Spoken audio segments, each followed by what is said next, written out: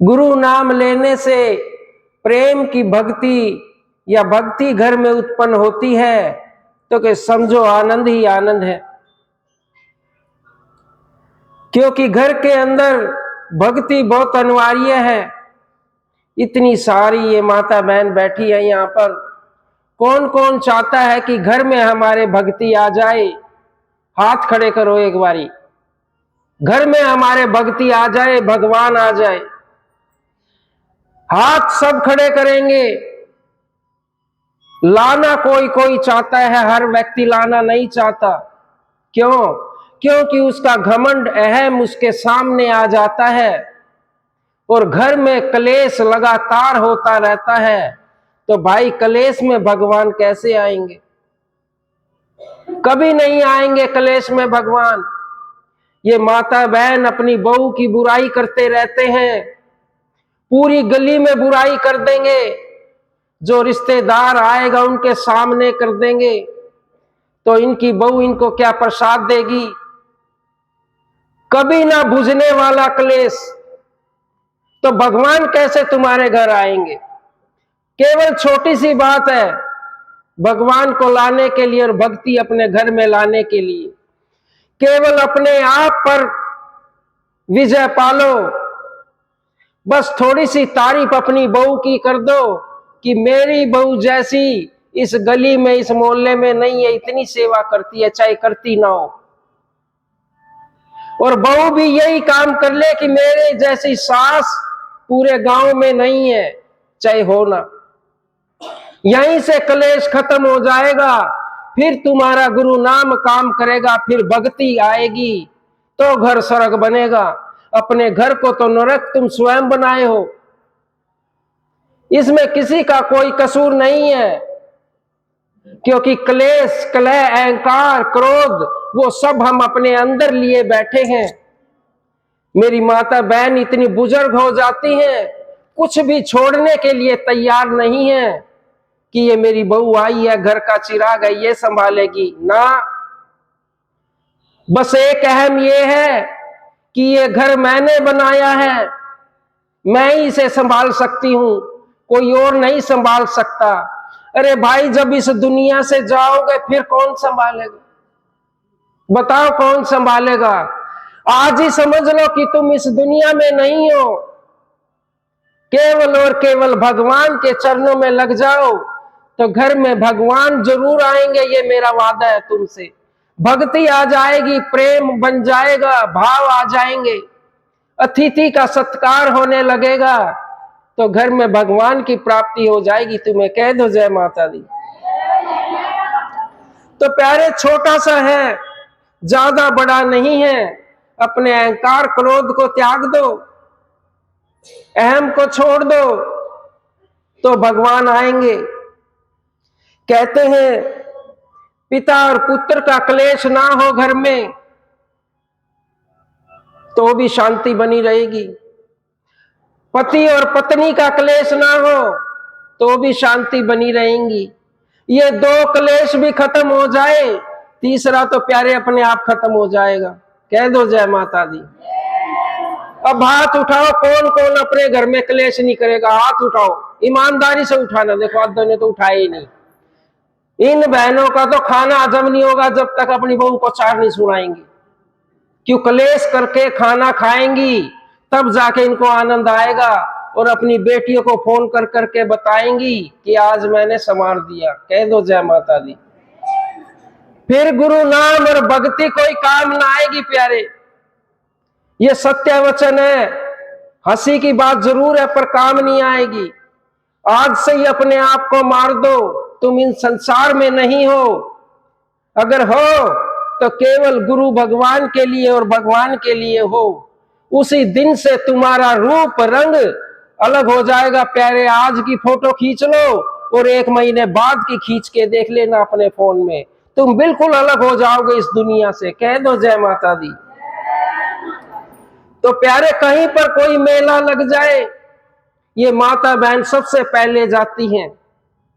मेले लगते हैं, नाच गाने होते हैं, झूले लगते हैं, तरह तरह के सामान बिकते हैं।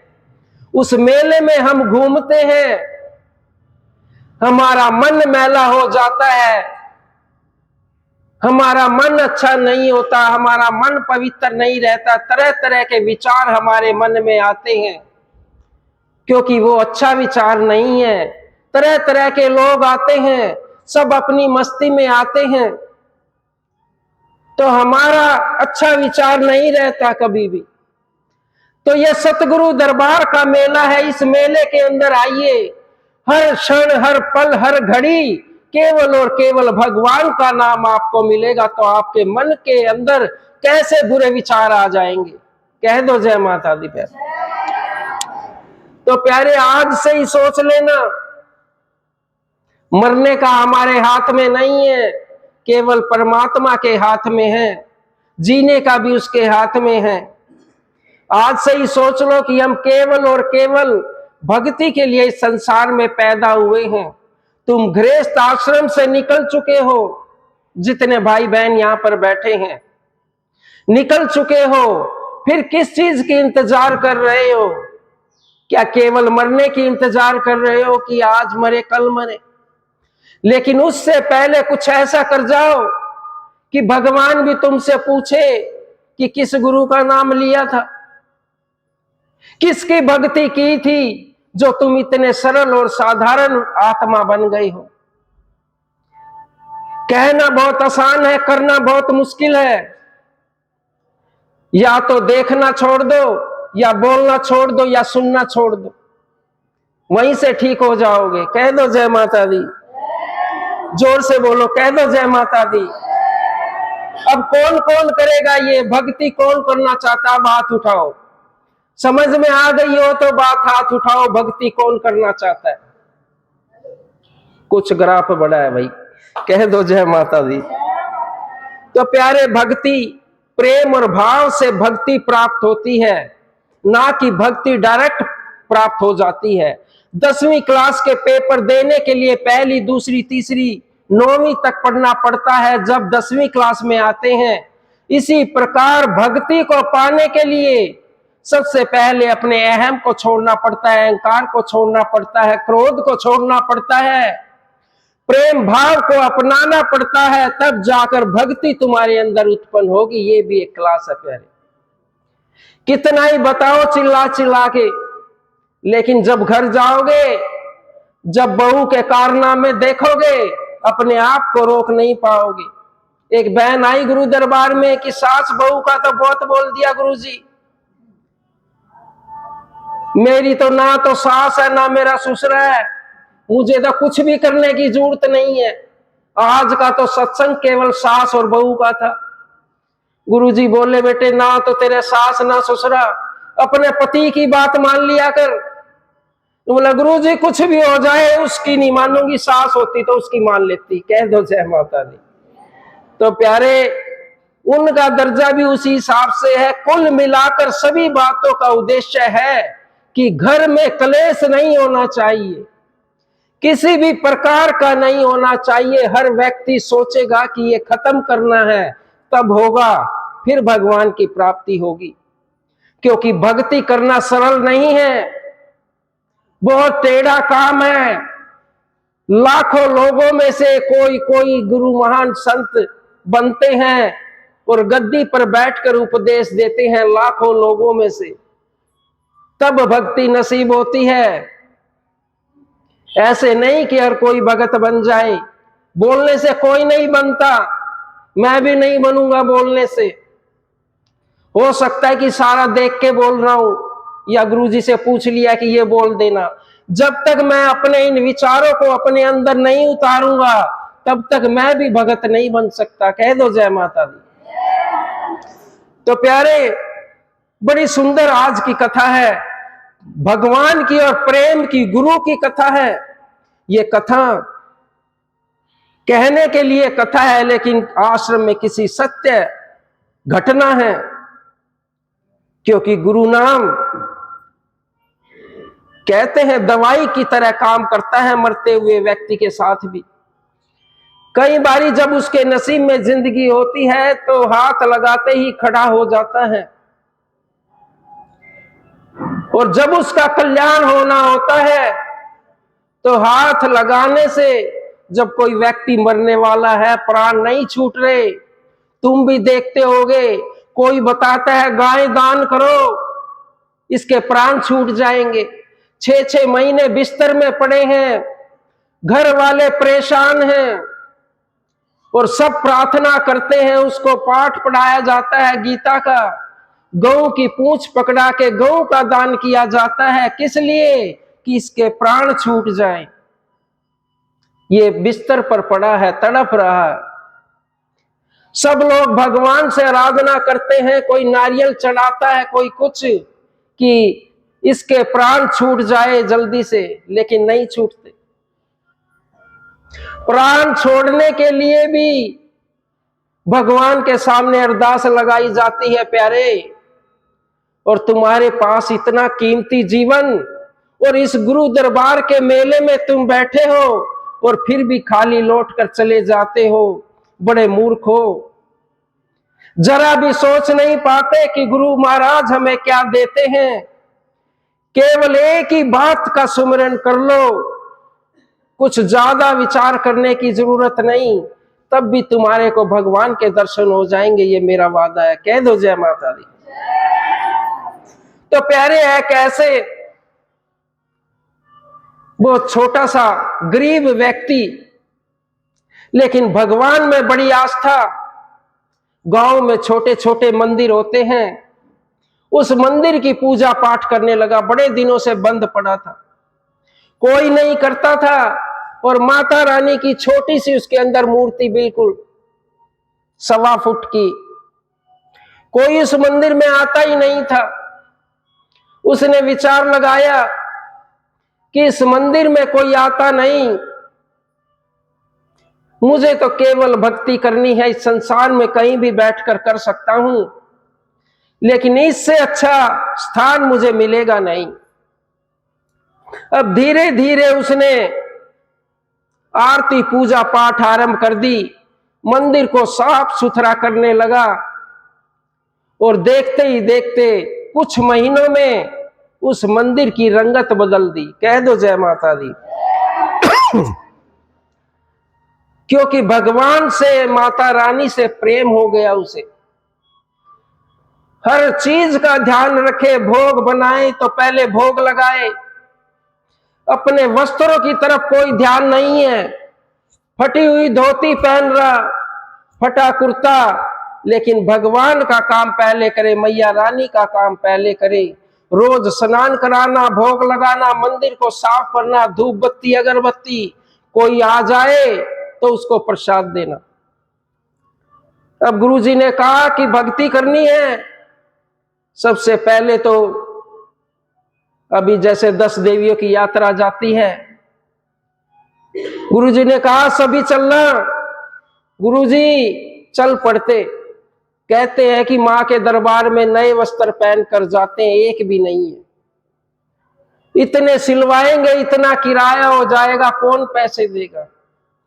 अरे भाई, वो मां तुम्हारे वस्त्र देखेगी क्या कि तुम नए पहन के आए हो? तब तुम दरबार में जाओगे, तुम दर्शन करोगे, तुम्हें कुछ ज्यादा आशीर्वाद मिलेगा। किस भूल में हो तुम? वस्त्र ये नहीं जो तुम पहने हो, वस्त्र तो हमारे हृदय का है कि हमारे कैसे रंग का वस्त्र है, साफ है कि उस पे दाग लगे हैं, वो वस्त्र वो देखेगी। इसीलिए नए वस्त्र चाहिए। और ये कुछ माता बहना सोचती हैं कि नए नए कपड़े चाहिए, उसे कुछ नहीं चाहिए। फटे हुए वस्त्रों में दर्शन करने जाना, हो सकेगी, मेरे को तो लगता है कि तुम्हें ज्यादा प्रेम मिलेगा। कह दो जय माता दी। तो उस व्यक्ति के भी फटे हुए वस्त्र, लेकिन कुछ नहीं देखना, भगवान की मैया रानी की पूजा पाठ करना। प्रतिदिन मैया रानी को मंदिर से बाहर बिठाना, पूरे मंदिर को धोना, साफ सफाई करना, और फिर दोबारा से विराजमान करना, नियम बन गया उसका। क्योंकि उस मंदिर में कोई रोकने टोकने वाला था नहीं, वही पुजारी था, वही सत्संगी था, वही भक्ति थी, केवल एक आदमी। बड़े आनंद आ गए और धीरे धीरे बहुत सारे लोग जुड़ गए। मंदिर में मत्था टेकने आने लगे, क्योंकि वहां की सुंदर व्यवस्था उस व्यक्ति ने कर दी, पुजारी ने। तो बड़ा आनंद आ गया। मां के दर्शन करते, मनोकामना मांगते, पूर्ण होने लगती। तो और लोग कुछ चढ़ाने लगे कि मेरी मनोकामना पूर्ण हो गई। समय बीत गया, लेकिन वो व्यक्ति वैसे ही वेशभूषा, उसकी कोई ज्यादा बदलाव नहीं, कोई दे गया तो पहने, नहीं तो नहीं, लेकिन मां का काम पहले करना। कह दो जय माता दी।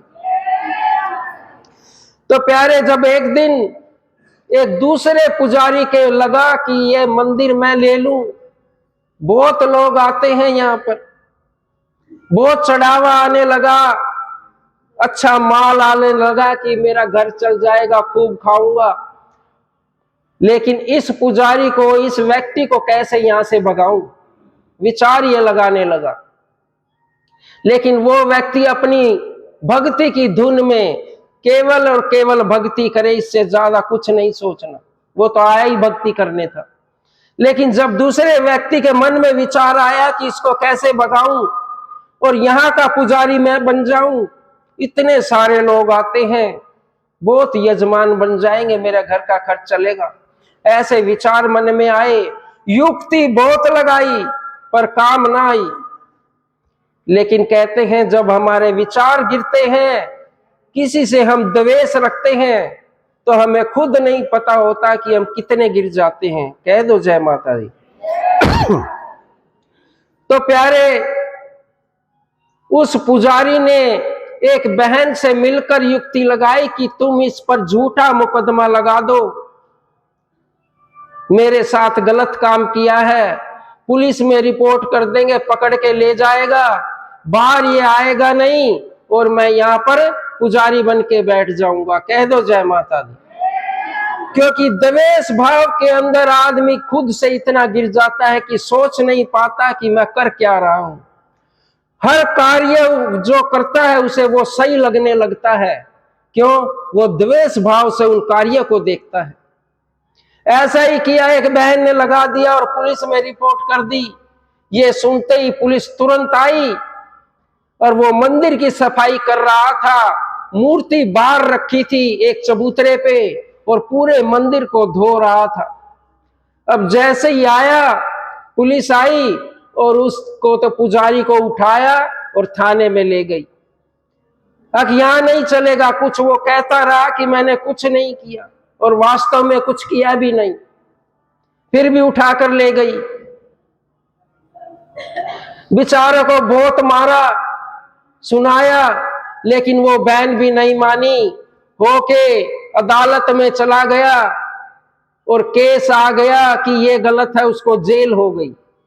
उस व्यक्ति को जेल हो गई, सच्ची घटना है। अब वो बेचारा व्यक्ति जेल में बैठा कि मैंने कुछ नहीं किया, केवल भक्ति की, फिर भी जेल हो गई। लेकिन उसने अपनी भक्ति नहीं छोड़ी, ना ही निराश हुआ। कहते हैं कुछ अच्छा समय आने से पहले तूफान जरूर आता है। अगर वो तूफान ना आए तो अच्छे बुरे की आपको क्या पहचान होगी। जिनके इरादे बुलंद नहीं होते, उस तूफान में डूब कर चले जाते हैं, भगवान परीक्षा लेते हैं। और जिनके इरादे बुलंद होते हैं, उस तूफान को भी क्रॉस करके आगे निकल जाते हैं। प्यारे, हर एक की लाइफ में आएगा ऐसे ही। जब भक्ति पूरी होने वाली थी तो भगवान ने परीक्षा ली, माता रानी ने। ये उसी का खेल था। जेल में बैठ गया, रोने लगा कि मैंने पूरी जिंदगी भक्ति की, कोई भी पाप का कार्य नहीं किया, फिर भी मुझे जेल मिल गई। लेकिन प्यारे, हम तुम में से कोई होते तो 10 गुरु बदल देते। मेरी बात को अन्यथा मत लेना, सच्चाई है। अगर मैंने गुरुजी की भक्ति की, मेरे को जेल मिल गई। गुरुजी परीक्षा नहीं ले सकते तुम्हारी, ना ये माता रानी ले सकती। इसीलिए तुम्हारे को घर के कलेश में लगाए रखा है, बाहर नहीं निकले हो उससे। और जिस दिन परीक्षा ले ली, उसी दिन उसी तूफान में डूब जाओगे। क्रॉस कैसे करोगे? वो भक्ति से होता है। जब अंदर भक्ति आ जाएगी तो तूफान हमारा कुछ नहीं बिगाड़ सकता। कोई इस संसार की परेशानी हमारा बाल भी बांका नहीं कर सकती। ये मेरा वादा है प्यारे, कह दो जय माता दी। तो वो व्यक्ति अंदर बैठ गया जेल में और माता बाहर बैठी, उस मंदिर से बाहर बिठा रखा था, मंदिर धो रहा था, तभी पकड़ कर ले गई। मैया रानी बाहर बैठी मंदिर के और वो व्यक्ति जेल में। और जेल में याद आया कि गुरुजी ने कहा था एक स्तुति करते हैं, गुरुजी दूने पर बैठते हैं, मैं भी देख लूं थोड़ा सा उसका पाठ करके कि मेरे को इस जेल से, इस पाप से मुक्ति मिल जाए। और ऐसा पाप लग गया है, जेल से बाहर आ सकता हूं पर इस पाप से मुक्ति नहीं मिलेगी। कलंक लग गया मेरे मस्तक पर। कोई भी व्यक्ति देखेगा कि यह दुराचारी व्यक्ति है। इस बात को सोच सोच कर रोए कि जेल क्या है, जेल तो कुछ दिन में निकल जाऊंगा, लेकिन इस पाप से मुक्ति कैसे पाऊं जो मेरे को लगा। तो ऐसे ही बैठ गया, रो रहा था। रोते रोते गुरुजी की स्तुति याद आ गई। ऐसे ही गुनगुनाने लगा जैसे गुरुदेव भगवान करते हैं।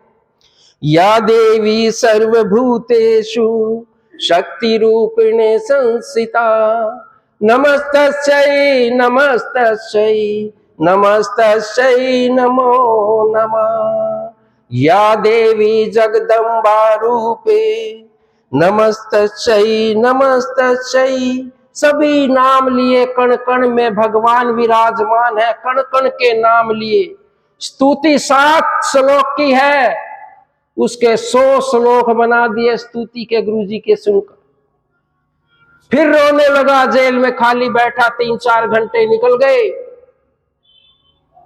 गुरु नाम लेने लगा, जो जो गुरुजी करते थे वो ही करने लगा जेल में बैठकर, क्योंकि एक आस थी केवल, गुरु ही मुझे इस पाप से बचा सकते हैं। जेल से भी बाहर आ गया तो कलंकित हो जाऊंगा, जी नहीं पाऊंगा। सोच लिया जिस दिन बाहर आऊंगा उसी दिन आत्महत्या कर लूंगा, लेकिन अपनी भक्ति जेल में भी नहीं छोड़ी। कह दो जय माता दी। तो प्यारे, मुसीबत में कभी भागना नहीं, रुक जाना, अट जाना, गुरु पर विश्वास रखना, एक दिन निकल जाओगे प्यारे।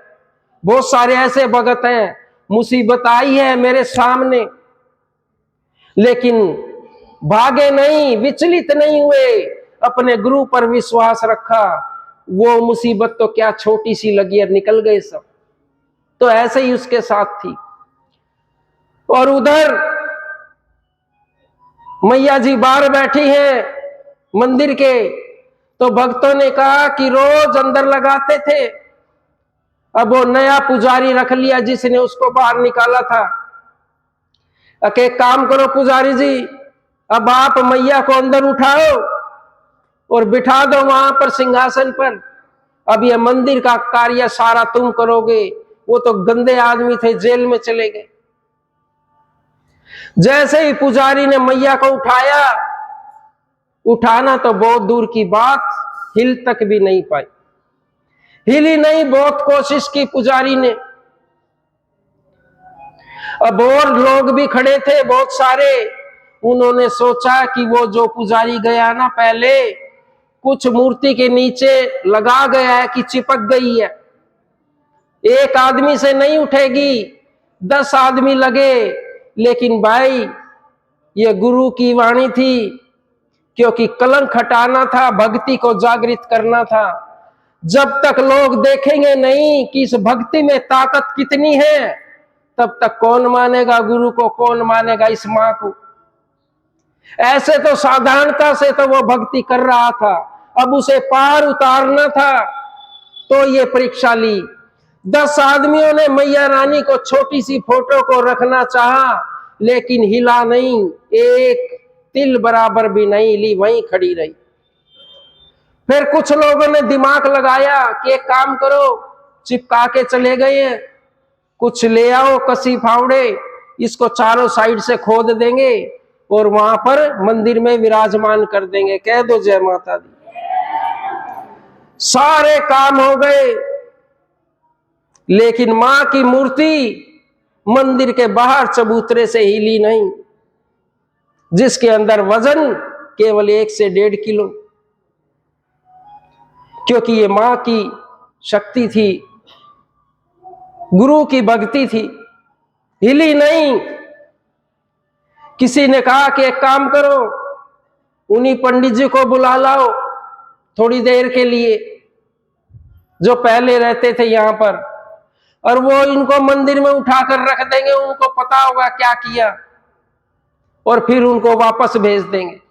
कह दो जय माता दी। तो जेल में मैसेज गया कि थोड़ी देर के लिए इनको भेज दो, वहां पर मैया बाहर बैठी है, ये पता नहीं क्या करके आए हैं, एक बारी अंदर जचा के आ जाएंगे दरबार में, फिर भले ही ले जाना इनको। कह दो जय माता दी। तो प्यारे, जब भगत अंदर बैठा था कि कहा कि थोड़ी देर के लिए, विश्वास था ही भगत को, बोला कि नहीं जाऊंगा तो यहां से परमानेंट, दोबारा नहीं आऊंगा, तब छोड़ना, नहीं तो मैं इस जेल से बाहर नहीं जाऊंगा। हट कर ली और बैठा रहता, भक्ति अपनी करता रहता। अब उधर मंदिर में चले गए, दोबारा से देखा वो बहन भी वहीं खड़ी थी जिसने इल्जाम लगाया था, उसने देख ली कि ये तो मां की शक्ति है, चुपचाप गई अकेली वहां जेल में और बोला कि मैंने ऐसे ऐसे किया था, मुझसे बहुत बड़ी गलती हो गई है, क्योंकि उन लोगों ने मुझे धन दिया था इसके बदले में करने के लिए, इस पे इल्जाम लगाने के लिए, लेकिन ये सत्य आदमी है, इसने किसी के साथ कुछ नहीं किया। उसकी गवाही हुई और वो पुजारी जी बाहर आए, सभी गांव वालों ने देखा, कोई तो बैठ के आता या कोई लेने जाता। जैसे ही जेल से छूटा, ना तो चप्पल पहनने का होश, ना कपड़ों की तरफ कोई ध्यान, बस ऐसे ही सीधा भाग लिया। और मन में विचार आया कि जब मैं जेल में गया था, मैं अपनी मैया को बाहर छोड़ के आया। कह दो जय माता दी। बस केवल इतना विचार आया और सीधा ऐसे नंगे पैर भाग लिया। और जो चबूतरे पे मैया रानी की तस्वीर रखी थी, फोटो रखी थी, और सभी लोग वहां पर इकट्ठे हो रहे थे, देख रहे थे, पुजारी ने एक ही बात कही कि मैं 2 दिन से अंदर था और तुम भंडारा खाने के लिए पहुंच गए, सभी व्यक्ति खड़े खड़े देख रहे हो, और ये मूर्ति को तुम अंदर नहीं रख सकते थे, माता रानी को। वो तो अपने स्वभाव में कह रहा था कि तुम कैसे आदमी हो, कितने पापी हो, इतने सारे लोग खड़े, किसी एक व्यक्ति ने भी ध्यान नहीं दिया कि ये मां बाहर बैठी है, मंदिर अंदर खाली पड़ा है, कि इनको अंदर बिठा दे। और ये कहता हुआ सबको बोल रहा था ऐसे ही, किसी ने ध्यान नहीं दिया मां के लिए। और ऐसे ही हाथ लगाया, तुरंत उनकी गोद में आकर बैठ गई। एक फूल के समान इतनी हल्की हो गई, जो उसका 1.5 किलो का वजन था वो भी एक सूखे फूल के समान हो गई। जब सभी लोग ये देख रहे थे, पता उस व्यक्ति को कुछ नहीं पता था कि यह क्या हो चुका है, तो चारों तरफ उस व्यक्ति के जयकारे लगने लगे, क्योंकि उसने अपनी भक्ति नहीं छोड़ी। और ये देखकर सभी ने माफी मांगी कि हमसे गलती हो गई है, आप ही सच्चे भगत हो कि आपने भक्ति की, और आपके स्पर्श मात्र से ही ये माता रानी आपकी गोद में आ गई है। तो ये जो तूफान हमारे जीवन में, हर एक व्यक्ति के जीवन में आता है, अगर इस पे हम अड़ गए और विचलित ना हो, तो दुनिया की कोई ताकत नहीं रोक सकती हमें भगवान से मिलने के लिए या गुरु भक्ति से दूर रह जाए। प्यारे, ये मेरा आपसे वादा है लेकिन हम तब भाग जाते हैं जब तूफान हमारी जिंदगी में आता है और डर कर भाग जाते हैं। गुरु के दरबार पर नहीं आते, गुरु से बात नहीं करते, इसीलिए हमसे मां दूर हो जाती है। कह दो जय माता दी। तो प्यारे, ऐसी भक्ति करना, वस्त्रों को मत देखना, खाने पीने की चीजों को मत देखना, शांति और सब्र रखना, प्रेम और भाव की भक्ति होती है। भगवान आपके साथ साथ रहेंगे, किसी को बताने की जरूरत नहीं है।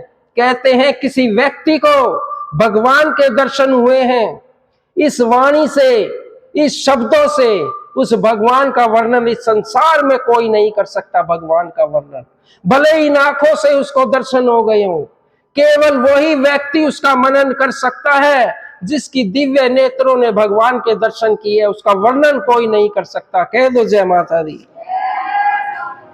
तो प्यारे, जो जो भक्ति करना चाहते हैं, अपने घर में भक्ति उत्पन्न करना चाहते हैं, एक बारी सीधे दोनों हाथ खड़े कर लो अपने, और सच्चे दिल से लगाना है। आंखें बंद कर लो, किसी को कुछ नहीं दिखाई दे रहा, तुम सुंदर, सभी काले पीले हैं।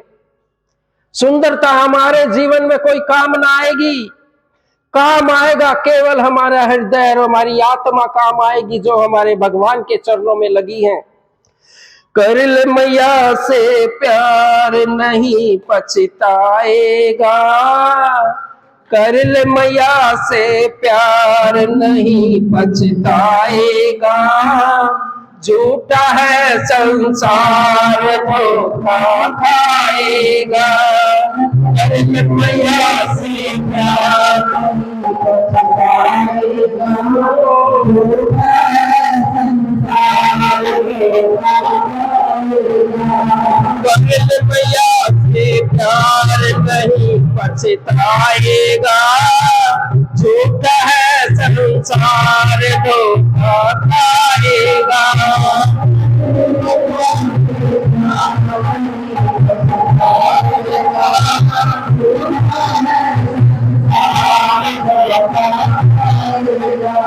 माया के जितने धंधे सब झूठे हैं धंधे, माया के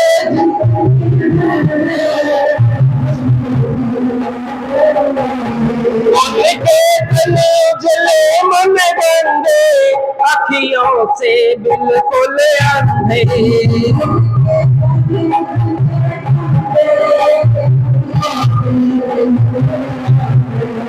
नजर क्या आएगा, झूठा है संसार धोखा खाएगा। मैया